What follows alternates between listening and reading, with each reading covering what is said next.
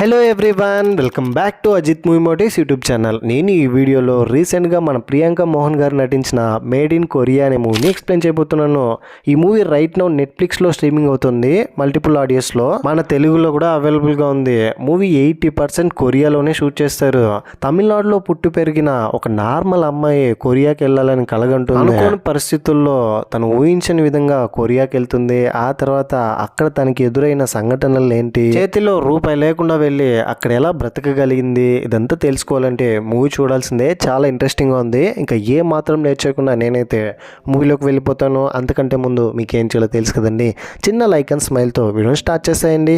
Movie open అవగానే తమిళనాడులో శంబా అనే ఒక అమ్మాయి, ఆ అమ్మాయి కళ ఏంటో తెలుసా? కొరియాకి వెళ్ళాలి, అక్కడ వెళ్ళి బ్రతకాలి. అసలు ఆ అమ్మాయికి డ్రీమ్ ఎక్కడి నుంచి మొదలైందంటే కొరియాకి వెళ్ళాలని స్కూల్లో ఒక డ్రామా వేస్తారు. శంబవలం గురించి తెలుసుకుంటారు. ఈ కథ ఏంటంటే తమిళ అమ్మాయి కన్యాకుమారి నుంచి కొరియాకి వెళ్ళిన ఒక మహిళ అక్కడికి వెళ్ళి ఇక్కడ అలవాట్లు, ఇక్కడ అభిరుచులు, వీటన్నిటిని కొరియా వాళ్ళకి నేర్పించుంటుంది. అప్పటి నుంచి ఆమెను చూసి మన శంబా కూడా ఇన్స్పైర్ అయ్యి కొరియాకి వెళ్ళాలనుకుంటుంది. చిన్నప్పటి నుంచే మిగతా వాళ్ళతో కొరియన్ మాట్లాడుతూ కొరియన్ లాంగ్వేజ్ నేర్చుకోవడానికి ట్రై చేస్తుంది శంబా. అండ్ న్యూడిల్స్ తింటూ ఉంటుంది.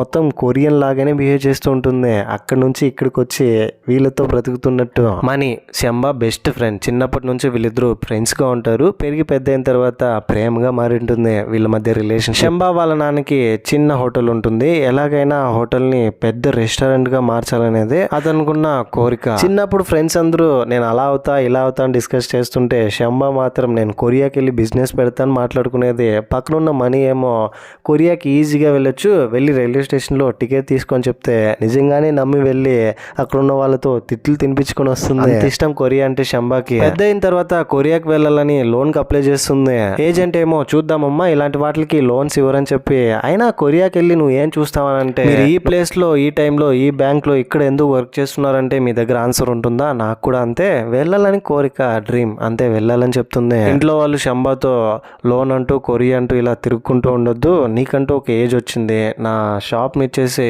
ఒక మంచి సంబంధం చూసి పెళ్లి చేసుకోవాలనుకుంటున్నామని, ఇకపైన మా బాధ్యత కూడా నీదే కదమ్మా అని చెప్తాడు శంబా వాళ్ళ నాన్న. దాంతో శంబా కోపం వచ్చి నేరుగా మనీ దగ్గరికి వెళ్ళి, ఎప్పుడురా మా నాన్నతో వచ్చి మాట్లాడతావు, ఇంకా ఎన్ని రోజులు ఇలా సైలెంట్గా ఉంటావు అని చెప్తుంది. మనీ నాకు కొంచెం టైం కావాలి, మా నాన్నకి అసలే అప్పులు ఎక్కువ ఉన్నాయి, ఒక మంచి పొజిషన్కి వచ్చిన తర్వాత డబ్బులు సంపాదించిన తర్వాత మీ నాన్నతో వచ్చి మాట్లాడతా అని చెప్తాడు. చూడు మనీ, ఇప్పటికే చాలా రీజన్స్ చెప్పావు, వీలైనంత తొందరగా మా నాన్నతో వచ్చి మాట్లాడు, అసలే పెళ్లి సంబంధాలు అంటున్నాడని మనీతో ప్రేమగా అంటుంది. వీళ్ళిద్దరి మధ్య బాండింగ్ ని ఒక సాంగ్ రూపంలో చూపిస్తారు. శంబా మనీని ప్రేమిస్తున్న విషయం వాళ్ళ నాన్నకు తెలిసి, చూడు బాబు ఎన్నాళ్ళని ఇలా బార్లో పనిచేస్తున్నావు, ఏదైనా మంచి ఉద్యోగం చూసుకోవచ్చు కదా అని, త్వరగా లైఫ్లో సెటిల్ అవ్వనంటే ఎప్పుడు ఏం చేయాలో నాకు బాగా తెలుసు అంకుల్, ఏదో సలహాలు ఇవ్వకని చెప్పి అతన్ని హర్ట్ చేస్తాడు. దీంతో శంబా వాళ్ళ నాన్న శంబా కోసం నెక్స్ట్ డే పెళ్లి చూపులు అరేంజ్ చేస్తాడు. శంబాకి అస్సలు ఇష్టం లేదు.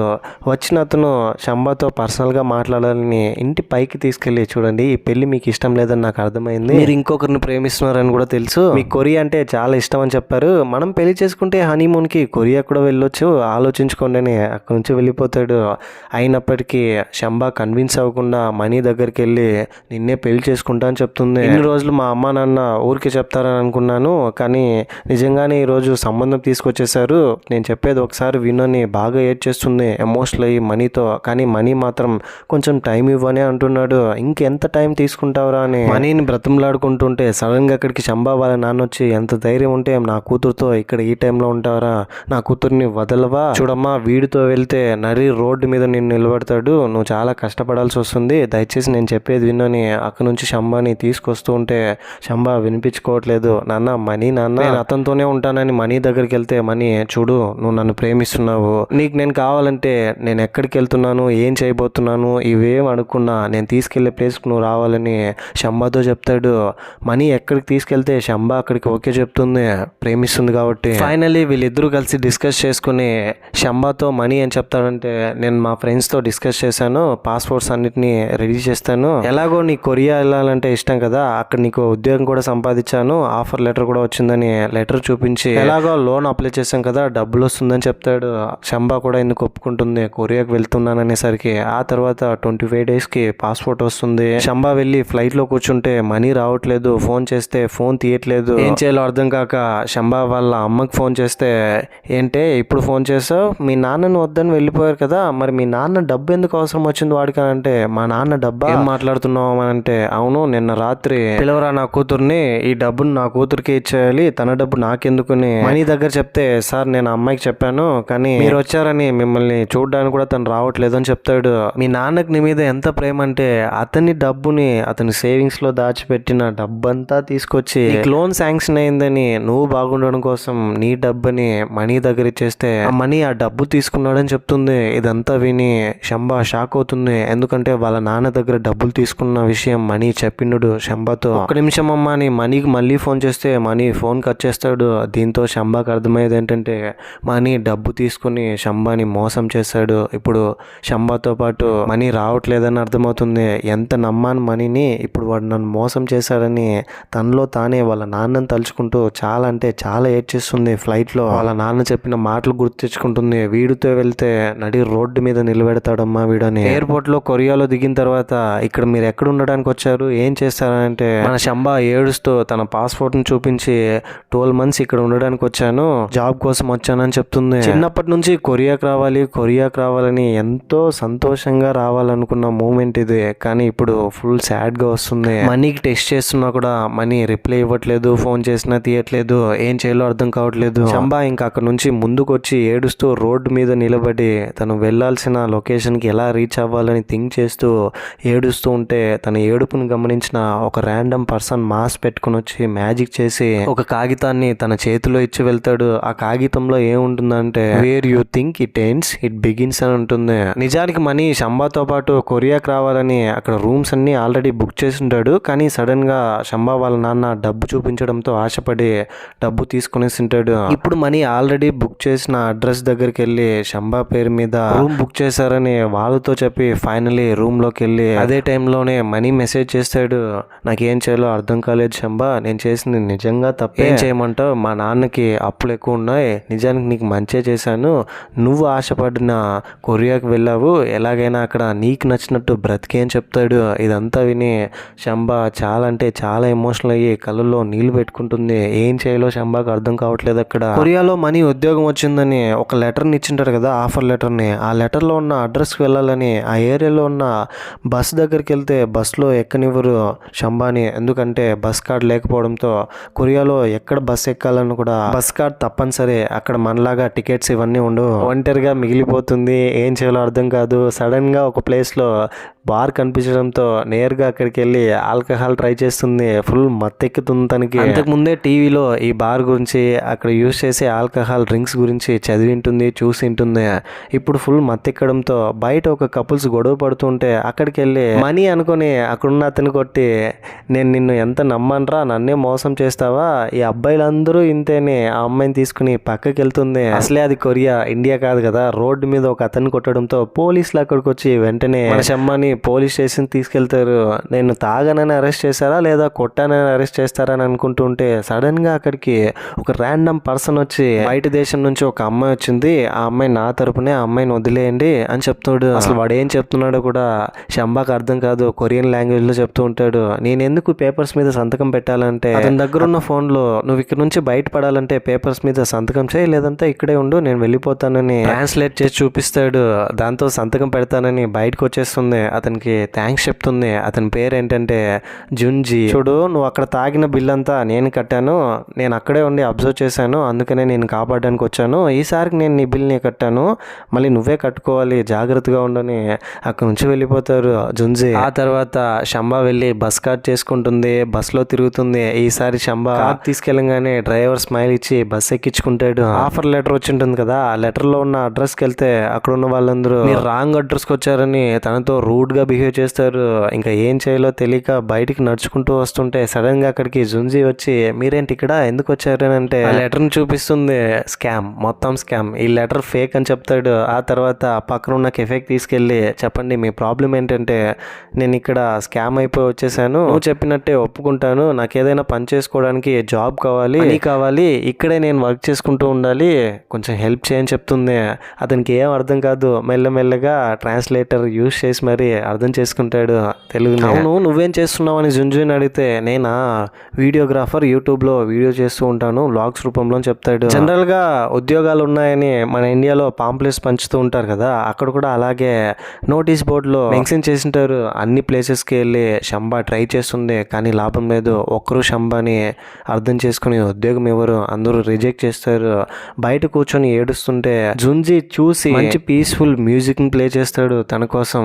దాంతో తను కామ్ అవుతుంది. నెక్స్ట్ డే జుంజీ శంబాని తీసుకుని ఒక బిజినెస్ మ్యాన్ దగ్గర తీసుకెళ్తాడు. అక్కడికి వెళ్ళి వాళ్ళ అమ్మని కేర్ టేకర్ గా చూసుకోవాలని చెప్తాడు. ఏదైతే ఏముంది, మనకి పని దొరికితే చాలు చేయడానికని, ఈ జాబ్ చేయడానికి శంబా ఒప్పుకుంటుంది. ఆ తర్వాత నెక్స్ట్ డే బామ్మని చూసుకోవడానికి ఆ ఇంట్లోకి వెళ్తుంది. ఇంట్లో ఉన్న థింగ్స్ అన్నిటిని ఎలా క్లీన్ చేయాలి, బామ్మని ఎలా చూసుకోవాలి, ఏ టైంకి స్నానం చేయించాలి, ఫుడ్ పెట్టాలి, ఈ ఇన్స్ట్రక్షన్స్ అంతా ఇచ్చి మేము మార్నింగ్ వెళ్ళి ఈవినింగ్ వస్తాము, అంతవరకు అమ్మని నువ్వే చూసుకోవాలి, ఇల్లు కూడా క్లీన్ చేసుకోవాలని ఇద్దరు కలిసి బయటికి వెళ్తారు. బయటికి వెళ్ళిన తర్వాత శంబా ఇంటి మొత్తాన్ని క్లీన్ చేసి బామ్మని కేరింగ్ గా చూసుకుంటుంది. మొహం అంతా క్లీన్ చేసి కాళ్ళంతా కడిగి ఫుడ్ తినిపిస్తుంది. బామ్మ చాలా హ్యాపీగా ఫీల్ అవుతుంది. లోపల రోజు ఇలా పని చేస్తుంటే సడన్ గా రూమ్ లోపల ఏదో సౌండ్ వస్తుంది. గ్లాస్ కింద పడి బామ్మ పడుకునే ఉంది. మరి గ్లాస్ ఎలా దొరికిందని శంబాకి ఏం అర్థం కాదు. ఆ తర్వాత ఇంకో రోజు కూడా ఇలాగే జరుగుతుంది. రూమ్ లాక్ వేస్తే రూమ్ లోపల ఏవేవో సౌండ్స్, వస్తువులన్నీ కింద పడుతున్నట్టు, లోపల ఏమైనా దెయ్యం ఉందని శంబాకి నైట్ టైంలో కళ్ళల్లో కూడా అదే వస్తుంది. కొంతమంది పైన మ్యూజిక్ ప్లే చేస్తుంటే సౌండ్ ఎక్కువ రావడంతో శంబా వెళ్ళి ఆపమని చెప్తుంది. దాంతో వాళ్ళు భయపడి ఆపేస్తారు. మళ్ళీ రూమ్ లో అదే సౌండ్స్ వస్తుండడంతో డోర్ లాక్ ఓపెన్ చేసి చూస్తే లోపల బామ్మ డ్యాన్స్ చేస్తూ ఉంటుంది. బెడ్లోనే ఉన్న ఆమె సడన్గా లేచి డ్యాన్స్ చేసిందని ఆశ్చర్యపోతుంది. వెంటనే బామ్మ శంబాతో, చూడు నీ బ్యాగ్లో ఒకసారి చూసుకో, వాచ్ ఉంది కదా, ఆ వాచ్ నా కొడుకుది, వాళ్ళతో చెప్పి ఇంట్లో వాచ్ దొంగతనం చేసావని పనుల నుంచి తీయించేస్తాను. ఈ విషయం ఎవరికి చెప్పకుండా నీకు నాకు మధ్యలోనే ఉండాలి. నేను బాగున్న విషయం వాళ్ళకి తెలియకూడదు. నాకు హెల్త్ ప్రాబ్లం ఉందని చాలా రోజుల నుంచి వాళ్ళని నమ్మిస్తున్నానని శంబాతో చెప్తే శంబా ఎందుకు ఒప్పుకుంటుంది. చెప్తే ఉద్యోగం ఎక్కడ పోతుందేమో అని. ఆ తర్వాత శంబా, బామ్మ అండ్ జుంజీ వీళ్ళు ముగ్గురు కలిసి మింగిల్ అయిపోతారు. చాలా ప్లేసెస్కి వెళ్తారు. శంబాతో పాటు బామ్మ కూడా చాలా హ్యాపీగా ఫీల్ అవుతుంది. శంబాతో ఫ్రెండ్లీగా ఉంటుంది. నిజంగా ఇంతకుముందు మా ఇంట్లో చాలా మంది వర్క్ చేశారు కానీ నువ్వు నిజంగా స్పెషల్ అని చెప్తుంది ట్రాన్స్లేటర్ రూపంలో. జుంజీ తనకి ట్రాన్స్లేటర్ ఇస్తాడు. కొరియన్ లాంగ్వేజ్ లో ఎవరైనా మాట్లాడితే అది తెలుగులో ట్రాన్స్లేట్ చేసి చెప్తుంది. ఒకరోజు శంబా బామ్మతో, మీరెందుకని మీ కొడుకుని కోడల్ని మోసం చేస్తున్నారు, ఏమైంది, అబద్ధం చెప్పాల్సిన అవసరం ఏముంది అంటే, ఇంతకు ముందు నేను మా ఆయన ఒక రెస్టారెంట్ పెట్టి సక్సెస్ఫుల్ గా రన్ చేసేవాళ్ళం, చాలా హ్యాపీగా ఉండేవాళ్ళం. నాకు కొడుకు పుట్టాడు, కొడుకుని కూడా పెంచి గొప్ప బిజినెస్ మ్యాన్ చేసి పెళ్లి చేసాం. పెళ్లి అయిన తర్వాత మా ఆయన చనిపోయాడు. మా ఆయన చనిపోయిన తర్వాత నా కొడుకు అతని బిజినెస్ చూసుకుంటూ రెస్టారెంట్ ని క్లోజ్ చేశాడు. నన్ను ఇంటికి తీసుకెళ్లి నా కొడుకు పిల్లల్ని చూసుకోమన్నాడు. నాకు చాలా ఇన్సెక్యూర్ గా అనిపించింది. ఇంటి లోపలే మగ్గుతున్నట్టు అనిపించింది. ఇది నేను కాదు కదా, నాకంటూ ఓన్ ఐడెంటిటీ ఆ రెస్టారెంటే. మళ్ళీ ఆ రెస్టారెంట్ ని ఓపెన్ చేయాలని నాకు చాలా ఆశగా ఉంది. మళ్ళీ ఎక్కడ పిల్లలు చూసుకోవడానికే ఇంటికే నన్ను పరిమితం చేసేస్తారేమో అని ఆరోగ్యం బాగాలేనట్టుగా వాళ్ళు ఉన్నప్పుడు నటించి వాళ్ళు వెళ్ళిపోయిన తర్వాత రూమ్ లోపల చిల్ అవుతూ ఉంటానని చెప్తుంది, నా హ్యాపీనెస్ కోసమని. దాంతో మన శంబాకి చిన్నప్పుడు వాళ్ళ నాన్నకి ఒక షాప్ ఉంటుంది కదా, ఒక హోటల్ చిన్నదిగా, ఆ హోటల్ ని రెస్టారెంట్ గా మార్చాలనుకుంటాడు. వాళ్ళ నాన్న చేసే వంట ఆ ఏరియాలోనూ ఎవ్వరూ చేయరు, అంత బాగుంటుంది ఆ హోటల్లో ఫుడ్. శంబా కూడా కొద్దిగా వంటలని నేర్చుకుంటుంది. ఇప్పుడు బామ్మ కూడా రెస్టారెంట్ ఓపెన్ చేయాలనే ఆలోచన ఉండడంతో ఇక్కడ శంబా కూడా రెస్టారెంట్ ఓపెన్ చేయాలనుకుంటుంది. వాళ్ళ నాన్నగారి వంటలు కొరియా వాళ్ళకి రుచి చూపించాలనుకుంటుంది. దాంతో ఇద్దరు డిస్కస్ చేసుకుని డీల్ మాట్లాడుకుని పార్ట్నర్స్ గా చాలా హ్యాపీగా రెస్టారెంట్ పెట్టాలనుకుంటారు. కానీ వీళ్ళకి ప్లేస్ దొరకట్లేదు పెట్టడానికి. చివరికి ఒక రెస్టారెంట్ ఖాళీ చేస్తున్నారని తెలిసి వాళ్ళ దగ్గర ఇంతకి డీల్ మాట్లాడుకుని నెక్స్ట్ డే నుంచి వీళ్ళు రెస్టారెంట్ పెట్టాలనుకుంటారు. జుంజు కూడా ఎందుకు వీళ్ళకి హెల్ప్ చేస్తాడు రెస్టారెంట్ పెట్టడానికి. శంబాకి 2 months పనిచేసిన దానికి గాను జీతం ఇచ్చింటారు కదా, ఆ డబ్బులని ఇన్వెస్ట్మెంట్ గా పెట్టి బామ్మ దగ్గర ఉన్న డబ్బులను కూడా కొంత పెట్టి ఫైనల్లీ రెస్టారెంట్ ఓపెన్ చేస్తారు. చాలా గ్రాండ్ గా మెల్లమెల్లగా కస్టమర్స్ వస్తారు. మన శంబా వాళ్ళ నాన్నగారి వంటల్ని కొరియా వాళ్ళకి రుచి చూపిస్తుంది. అందరూ చాలా ఇష్టంగా తింటారు. ఫేమస్ అయిపోతుంది ఆ రెస్టారెంట్. ఫేమస్ అవడంతో బామ్మ వాళ్ళ కొడుకు కూడా వస్తాడు టేస్ట్ చేయాలని. ఓరి నాయనో ఏంటి నా కొడుకు వచ్చేసాడు, ఇక్కడ నన్ను చూస్తే అంతేని లోపలికి వెళ్ళి కిచెన్లో దాక్కుంటుంది. కింద బామ్మ దాక్కోవడం చూసి శంబా ఏంటమ్మా ఏమైందనంటే నా కొడుకు వచ్చాడని చూపిస్తుంది. ఇప్పుడు చూస్తే అంతేని ఇద్దరు కలిసి దాక్కుంటారు. ఫుడ్ టేస్ట్ చేసిన తర్వాత అతనికి అర్థమయ్యేది ఏంటంటే అచ్చం మా అమ్మ చేతి వంటలాగానే ఉంది, ఎవరు కుక్ చేస్తున్నారంటే అక్కడున్న మేనేజ్మెంట్ వాళ్ళు మేమే చేస్తున్నామని చెప్తారు. మా అమ్మ ఇంట్లో ఉందేమో ఒకసారి చెక్ చేద్దామని డౌట్ వచ్చి బామ్మ కొడుకు ఇంటికి వెళ్తుంటే ఈలోపే శంబా బామ్మ వీళ్ళిద్దరూ బైక్లో వెళ్ళి అతనికంటే ముందు ఇంట్లో చేరుకొని బెడ్కే పరిమితమైనట్టు బామ్మ నటిస్తుంది పడుకొని. చాచా మనం అనుకున్నట్టు కాదులే, మన అమ్మ మనతో ఎందుకు అబద్ధం చెప్తుంది, రెస్టారెంట్ తను పెట్టలేదని అనుకుంటాడు. అతనిలో అతనే జుంజీ వాళ్ళ ఫ్రెండ్స్ అందరూ శంబాకి క్లోజ్ అవుతారు. రెస్టారెంట్ ఇంకా గ్రో అవడానికి హెల్ప్ చేస్తారు. జుంజీ వాళ్ళ ఫ్రెండ్స్ అందరూ ఒక చోట నిల్చొని డిస్కస్ చేస్తూ ఉంటే శంబా జుంజీతో నువ్వు ఎప్పుడు వీడియోలు తీస్తూ ఉంటే ఎదగలేవు, నీకు శాలరీ కూడా చాలా తక్కువ వస్తుంది కదా ఇన్కమ్, ఒక పంచే మ్యూజిక్ కూడా నీకు ఇంట్రెస్ట్ ఉంది కదా, ఏదైనా ఆల్బమ్ సాంగ్ లాగా చేయి చాలా ఫేమస్ అవుతావు అని చెప్తుంది. తమిళ్ స్టైల్లో తెలుగు స్టైల్లో కూడా ట్రై చేయొచ్చు కదా అని చెప్తుంది. మన దగ్గర అంతా ఉంది కానీ ఇన్వెస్ట్మెంట్కి డబ్బులే లేదని చెప్తే అంతవరకు బామ్మ అండ్ శంబా వీళ్ళిద్దరూ రెస్టారెంట్ కోసం ఖర్చు పెట్టి వచ్చిన ప్రాఫిట్స్ని బామ్మ శంబాకి ఇస్తుంది. శంబా ఏం చేస్తుందంటే ఆ డబ్బుల్ని ఊర్లో ఉన్న వాళ్ళ నాన్నకి పంపించాలనుకుంటుంది. కానీ ఈలోపే జుంజీ అని వీళ్ళ గ్యాంగ్ అందరూ ఆల్బమ్ సాంగ్ చేస్తారని చెప్పడంతో వాళ్ళ దగ్గర డబ్బులు లేకపోవడంతో ఆ డబ్బులను తీసుకెళ్ళి వాళ్ళకి ఇవ్వాలనుకుంటుంది. ఈ విషయం తెలిసి బామ్మ కోపం వస్తుంది. అది నీ డబ్బు వాళ్ళకి ఎందుకు ఇవ్వాలి, మీ నాన్నకి ఇవ్వని చెప్తుంది. డబ్బుని ఇలా తీసుకెళ్తుంటే సడన్గా అక్కడికి బామ్మ వాళ్ళ కొడుకు వచ్చేస్తారు. ఇంటికి హఠాత్తుగా ఇంట్లో కూర్చొని గత కొన్ని రోజులుగా నేను చూస్తుంటే నాకెందుకో అనుమానంగా ఉంది, బ్యాగ్లో ఏముందని చూపించమంటే శంబా లోపల ఏం లేదు మేడం అని చెప్తుంది. దాంతో అక్కడున్న ఆమె వచ్చి బ్యాగ్ ఓపెన్ చేసి చూస్తే డబ్బులు ఉంటుంది. ఎంత ధైర్యం ఉంటే మా ఇంట్లోనే డబ్బులు దొంగతనం చేస్తావు, నీలాంటి దాన్ని మేము అస్సలు సహించము, ఇది ఎంత పెద్ద నేరమో తెలుసా అని తనని పట్టుకుని గెంటేస్తుంటే డబ్బు లాక్కొని సడన్గా అక్కడికి బామ్మ నడుచుకుంటూ వస్తుంది. కొడుకు షాక్, ఏంటమ్మా నువ్వు నడుస్తున్నావా, ఏంటిది ఏం జరుగుతుంది, నువ్వు ఇది కలిసి ఏం చేస్తున్నారా అంటే ఆ డబ్బు శంబాది, తనకే ఇచ్చేయండి, తను చాలా కష్టపడి సంపాదించిన డబ్బు అది, నేను నిన్ను మోసం చేయలేదు, నాకు నచ్చినట్టు ఉండాలనుకున్నాను, నాకు ఆరోగ్యం బాగాలేదని నీతో అబద్ధం చెప్పాను, ఎందుకంటే నువ్వు నన్ను కొంచెం కూడా పట్టించుకోవట్లేదు, నా పైన ప్రేమ తగ్గిపోయింది అండ్ ఇంట్లో పని మనిషిలా ట్రీట్ చేస్తున్నావు నన్ను, నీ పిల్లని చూసుకోవడానికి, నీ తల్లిని ఒకసారైనా పట్టించుకున్నావారా, నాకేం కావాలో నేనేం చేయాలనుకుంటున్నానో తెలుసుకున్నావా, వయసు అయిపోయిన కాలంలో కేరింగ్ చూపించడమేరా నిజమైన ప్రేమ అని చెప్తుంది. దాంతో ఆమె స్ప్రూ కోల్పోయి కింద పడిపోతుంది. వెంటనే వాళ్ళ కొడుకు కోడలు హాస్పిటల్ తీసుకెళ్తారు. ఈ లోపే శంబా డబ్బును తీసుకెళ్లి జుంజీ వాళ్ళ ఫ్రెండ్స్కి ఇచ్చేస్తుంది. ఆల్బమ్ సాంగ్ చేయమని, షూట్ చేయమని మోటివేట్ చేస్తుంది. కానీ శంబా సాడ్గా ఉండడం, ఏడుస్తుండడం జుంజీ గమనించి ఆర్ యూ ఓకే అంటే శంబా ఫుల్ ఎమోషనల్ అయిపోతుంది. వెంటనే బామ్మని చూడాలని హాస్పిటల్కి వచ్చి షూట్ అయిపోయిన తర్వాత బామ్మని చూడడానికి వదలండానంటే బామ్మ కొడుకు నువ్వు మళ్ళీ ఇక్కడికి ఎందుకు వచ్చావు, ఇంకోసారి ఇక్కడ కనిపించావు అంటే పోలీస్ కంప్లైంట్ ఇస్తానని చెప్తాడు.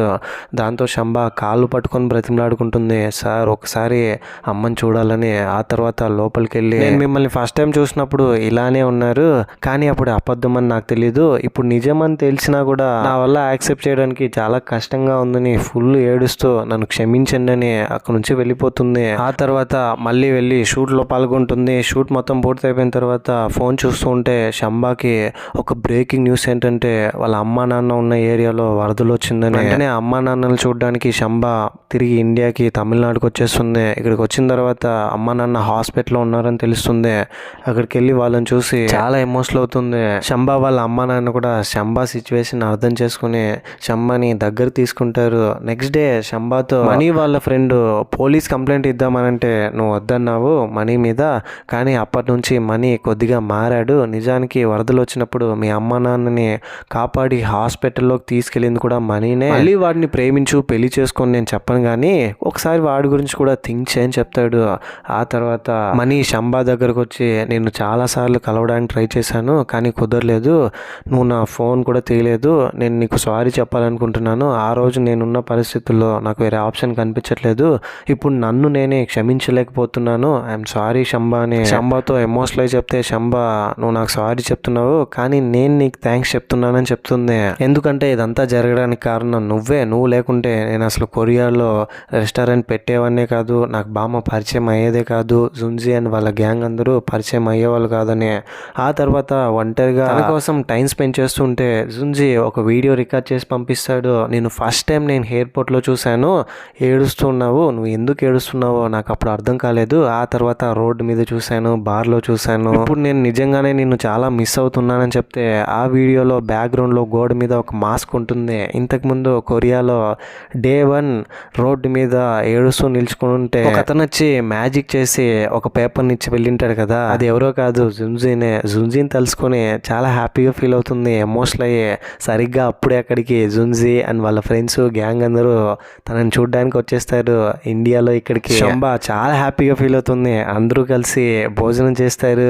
శంబా దగ్గర వాళ్ళ నాన్న వచ్చి, చూడమ్మా నువ్వు ఆ డబ్బులు నాకు పంపించలేదని నాకు బాధ లేదు, ఎందుకంటే ఆ డబ్బులు నువ్వు వాళ్ళకి ఇవ్వడం వల్ల వాళ్ళ జీవితాలు బాగుపడ్డాయి, నిన్ను చూడడానికి కొరియా నుంచి వాళ్ళు ఇక్కడికి వచ్చారు. ఎందుకంటే ఒక తండ్రిగా నాకు ప్రౌడ్ మూమెంట్ ఏముంటుంది, నువ్వు మళ్ళీ రెస్టారెంటే నడుపు, నీకు ఏం నచ్చితే అదే చేయి, నీకు నచ్చినట్టే ఉండు అని చెప్తాడు. తిరిగి మళ్ళీ కొరియాకి వెళ్తుంది. అక్కడికి వెళ్ళిన తర్వాత జున్జీ శంబాని కలిసి ఒక రికార్డుని వినిపిస్తాడు. అమ్మ నువ్వు వచ్చిన తర్వాత నా జీవితమే మారిపోయింది, నీతో నేను నాలా ఉన్నాను, నీ వల్ల నా బిడ్డల కంటే ఎక్కువ క్లోజ్గా ఉన్నాను నీతో, నేను నిన్ను మర్చిపోలేకపోతున్నాను, అర్జెంటుగా నిన్ను చూడాలనుకుంటున్నానని ఉంటుంది. నేను వెంటనే బామ్మని చూడాలని జున్జీతో చెప్తే, బామ్మ ఈజ్ నో మోర్, తను చనిపోయిందని చెప్తుంది. శంబా మనసు విరిగిపోతుంది, బామ్మని తలుచుకుంటూ చాలా అంటే చాలా ఏడ్చేస్తుంది. మెల్లగా శంబా మూవ్ ఆన్ అయ్యే గ్రానీస్ కిచెన్ శంబాగా ఆ ఏరియాలో ఫేమస్ అవుతుంది. ఎక్కడో ఇండియాలో తమిళనాడులో ఒక మారుమూల పల్లెటూరులో పుట్టిన శంబా కొరియాలో వెళ్ళి అక్కడ రెస్టారెంట్ పెట్టి తనకంటూ ఒక ఓన్ ఐడెంటిటీని క్రియేట్ చేసుకుంది. ఇదంతా శంబా వాయిస్ ఓవర్ లో మనకి చెప్తూ ఉంటుంది. ఇంతటితో ఈ మూవీ కూడా ఎండ్ అయిపోతుంది. స్టార్ట్ టు ఎండ్ శంబా వాయిస్ ఓవర్లో ఉంటుంది. తను ఎలా కొరియా వెళ్ళింది, ఎలా సక్సెస్ఫుల్గా రెస్టారెంట్ పెట్టింది, ఇదంతా. ఈ మూవీపై మీ ఒపీనియన్ ఏంటి, నా ఎక్స్ప్లెనేషన్ మీకు ఎలా అనిపించింది అనే దాన్ని ఏదో ఒకటి కింద కమెంట్ బాక్స్లో తప్పకుండా నాతో షేర్ చేసుకోండి. అండ్ ఇలాంటి కైండ్ ఆఫ్ మరిన్ని మూవీస్ అండ్ ఎక్స్ప్లెనేషన్ వీడియోస్ కోసం మన ఛానల్ని సబ్స్క్రైబ్ చేసి బెల్ ఐకాన్ క్లిక్ చేసేయండి. ఇంకో ఇంట్రెస్టింగ్ మూవీ ఎక్స్ప్లెనేషన్ వీడియోతో మీ ముందు ఉంటాను. అంతవరకు సేఫ్గా ఉండండి, నవ్వుతూ ఉండండి, నవ్విస్తూ ఉండండి. Thank you. జై హింద్.